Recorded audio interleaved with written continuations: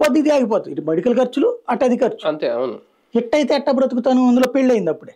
పెళ్ళయింది కాబట్టి పోషించాలని కష్టం కదా, ఒక నెల జీతం కావాలి కదా అని అప్పుడు వెళ్ళి సిటీ కేబుల్లో ఈనాడులో నేను అప్పుడు 2.5, 3,000, 3,500 కూడా సంపాదించింది.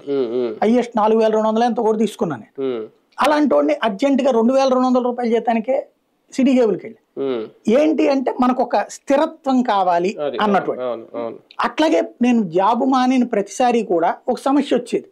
ఏంటది, ఇంతకంటే పెద్ద దాంట్లోకి వెళ్ళటము లేదా పొజిషన్ కి సంబంధించినటువంటి తేడా. ఇప్పుడు ఫర్ ఎగ్జాంపుల్ సిటీ కేబుల్ నుంచి తేజాకి వెళ్ళినప్పుడు ఇక్కడ ప్రశాంతం కడుపులోనే కూర్చుంటున్నావు, నువ్వు అదేమో 5 జిల్లాలు తిరగాలంటున్నావు, అది కూడా బస్సులో తిరగాలంటున్నావు.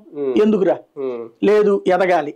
ఈ ఎదగాలి అన్న తపన ఇక్కడ దాకా తీసుకొచ్చింది. ఇప్పుడు ఇవాళకి కూడా మనకి హైదరాబాద్ లో ఆపర్చునిటీ సెట్ అనేది తెలుసు, రమ్మనమంటే నేను రానంటున్నా. ఎందుకని, మన రాష్ట్రం ఒకటి, ఇక్కడ ఎవడన్నా ఒకడు బాగు చేస్తే మిగతా ఛానల్ ఎక్కడికి వస్తాయన్న ఆశ, అందుకోసమే చేయట్లా. మనకు ఫుడ్ దొరుకుతుంది ఇక్కడ. ఇది వదిలేసేసి మనం ఏదో ఆశయాలని పెట్టుకుంటే అమాయకత్వం. ప్రాక్టికల్ సమస్య ఏంటంటే వాస్తవానికి దగ్గరగా ఆలోచించాలి. ఈ వాస్తవానికి సుదూరమైనటువంటి ఆలోచన చేయడం, ఒక హోప్ క్రియేట్ చేయడం.